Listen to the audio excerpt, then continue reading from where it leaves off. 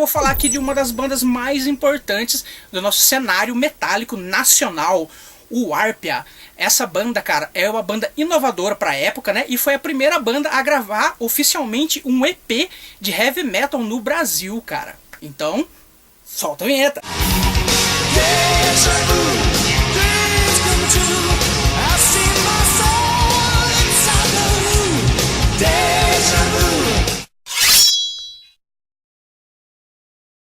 Para quem não conhece, o Arpia foi formado em meados de 1983 em São Paulo, né?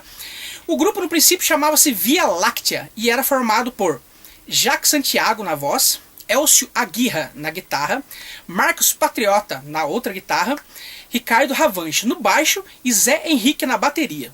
Essa formação foi alterada em 1984 com a saída de Zé Henrique, que foi substituído pelo lendário Tibério Correia Neto, né? O Tibério Luthier.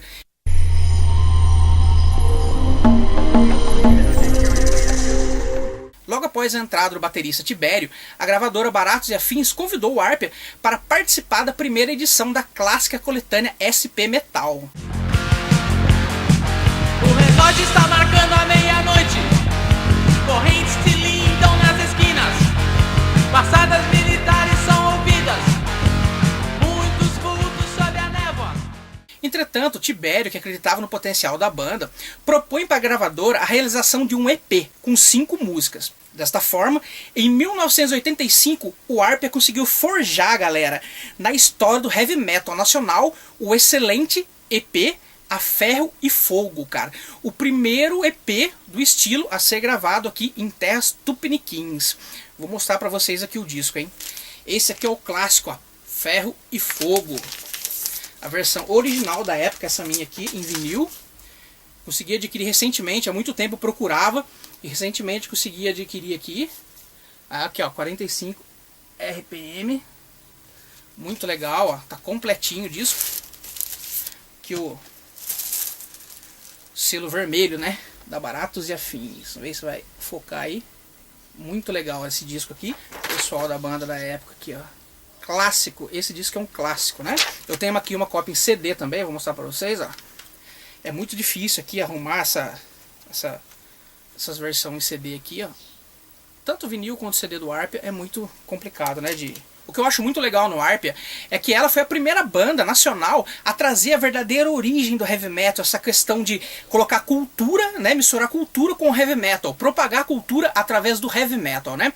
Tanto que tem várias faixas no disco que falam sobre os gregos, sobre, né, a mitologia grega, né? E sobre alguns, né, personagens históricos, né? Como, por exemplo, na faixa instrumental Intactus, né? A canção ela faz referência ao cavalo do imperador de Roma, Calígula, né? Pesquise sobre o Calígula aí que você vai saber mais, que é muito legal. A faixa que mais se destacou desse disco, que virou um hino, eu conhecia o Arpia através dessa música, né? Virou um hino do heavy metal paulista, foi a famosíssima e icônica Salem, a cidade das bruxas. Então, vou contar um pouquinho aqui da história desta excelente música, Salem, a cidade das bruxas, beleza?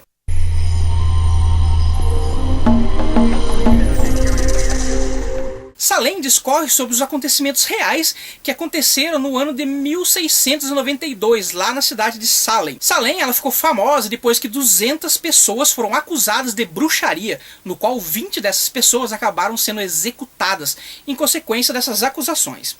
Quando a jovem Abigail Williams, de 11 anos de idade, mais a sua prima Beth Paris, de 9 anos, adoeceram, tudo começou. Os primeiros problemas ocorreram na casa do reverendo Paris. Sua filha Beth e sua sobrinha Abigail William começaram a agir estranhamente. Elas tinham convulsões. Aquelas garotas tinham uma doença que assustou muito os adultos. Elas se contorciam de todas as maneiras, o que não era normal.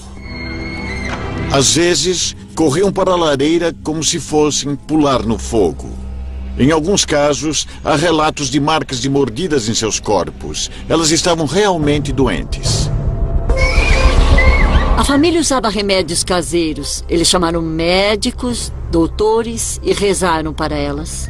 A doença das garotas era tão assustadora, era tão real, que eles não acreditavam que era normal, natural. Tinha de ser sobrenatural. Finalmente, um dos médicos disse: elas devem estar sob a influência do mal. O que quer dizer uma maldição, feitiçaria.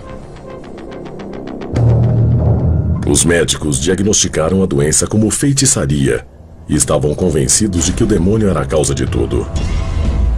Depois de muita pressão, as meninas apontaram 3 mulheres, né? Tituba, que era a índia e escrava do reverendo Parris, Sarah Good e Sarah Osborne como as responsáveis pela fonte de suas aflições. A primeira pessoa a ser acusada foi Tituba, a escrava da família Parris e babá da garota. Dizem que ela praticava voodoo ou bruxaria que havia aprendido no Caribe, e isto alterou as garotas, deixando-as naquele estado. Então, várias outras jovens apareceram culpando Tituba por seus comportamentos irracíveis. Tituba foi presa. Os julgamentos e a caça às bruxas começaram.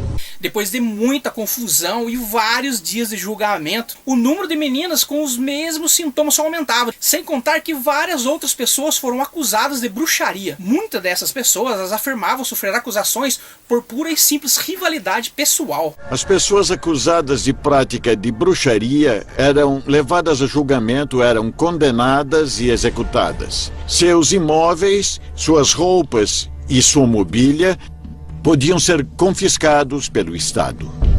Por que você entregaria seu vizinho? Muitos dos motivos sobre os quais não falamos referem-se a bens pessoais. Eles definitivamente confiscavam propriedades. Também confiscavam o gado, que tinha grande valor, e transformou-se em um poderoso incentivo. À medida que os julgamentos ocorriam, podemos ver mais e mais acusados com terras e riquezas. Vale lembrar também que numerosas teorias sugerem que essas meninas estavam sofrendo de epilepsia, doença mental ou algum tipo de abuso infantil, né? Alguém mandando elas fazerem isso, né? Ou delírio provocado pela ingestão de centeio infectado com algum fungo. O fato é que muitas pessoas foram enforcadas jurando, gente, jurando nem mesmo saber o que é uma bruxa. Os julgamentos só cessaram quando um renomado pregador em Boston chamado Increase Mather soube das atrocidades que ocorriam em Salem. Increase Mather foi provavelmente a pessoa mais responsável por realmente colocar um fim ao julgamento das bruxas. Em outubro de 1692, ele escreveu um ensaio chamado Casos da Consciência, em que tentou mostrar que a evidência espectral não deve ser tomada como prova única para enforcar uma bruxa. Ele distribuiu o ensaio para os ministros e magistrados, e aquilo impediu que os julgamentos de bruxas continuassem. Mather defendia: é melhor que 10 pessoas suspeitas de bruxaria escapem do que uma inocente seja condenada. Em outubro de 1692, o governador William Phillips dissolveu o tribunal, o que impediu qualquer outro julgamento. E vale ressaltar também, gente, né, que esses julgamentos tinham como base os mesmos princípios usados pela Santa Inquisição, né? As torturas, os trâmites e os julgamentos eram todos sustentados pelo Malus Maleficarum, né? Se você não sabe o que é o Malus Maleficarum, cara, vou mostrar aqui pra vocês, eu tenho aqui uma cópia. Antes de fazer esse vídeo eu acabei lendo de novo, né, o Malus Maleficarum, né, que foi criado em 1486 por 2 membros da Ordem Dominicana e inquisidores da Igreja Católica, né? Esse livro aqui, o Malus Maleficarum, ele servia de guia para o inquisidor. É praticamente um manual de como reconhecer, julgar e punir uma bruxa. Durante 4 séculos, esse livro foi oficialmente um manual para caça às bruxas e condenou à morte mais de 100 mil mulheres, sob o absurdo pretexto de serem bruxas. A letra de Salem, a cidade das bruxas, ela não narra de forma didática os acontecimentos ocorridos na cidade, mas sim faz menções do acontecido, frisando a estigma do local. Lá ficou estigmatizado como a cidade das bruxas. Muitos seguidores da Wicca estabeleceram residência lá no lugar. Inclusive, uma bruxa muito famosa, que eu aconselho você a procurar alguns livros dela também, chamada Laurie Cabot, ela foi declarada lá pelo governador Michael Dukakis, eu acho que assim se pronuncia mesmo, Michael Dukakis, né? Como a bruxa oficial de Salem, acredita nisso? Então, galera, essa é a história de Salem, a cidade das bruxas, que foi imortalizada aqui nesse disco, o Árpia a Ferro e Fogo, né, que é o primeiro EP de heavy metal a ser gravado no Brasil, né? A primeira banda a gravar, né, oficialmente um disco no Brasil foi o Stress. Porém, o primeiro EP foi o Arpia, né? Que eu aconselho vocês a ouvirem, né? Que é excelente, né? Essa matéria será dividida em 3 partes, né? A segunda parte eu vou falar do disco 7 do Arpia. E na terceira parte vou falar sobre o terceiro disco do Arpia, que é o Arpia's Flight, né? E também que o Arpia já está para lançar um disco novo, né? Que chamará Harp. E também trarei para vocês aqui falando sobre a história do Harp, que é animal, cara. Tá falando do Nikola Tesla e Harp. Então, aguarda aí, beleza? Se gostou do vídeo, galera, deixe seu joinha, se inscreva no canal. Peço mais uma vez desculpa aqui de minha ausência, mas estou reformulando o canal, vou regravar alguns vídeos, vou trazer o Roberto para gravar aqui de novo. Vai ser legal pra caramba, cara. Toda semana eu vou estar de volta aqui, beleza? Então, até a próxima semana, beleza? Falou!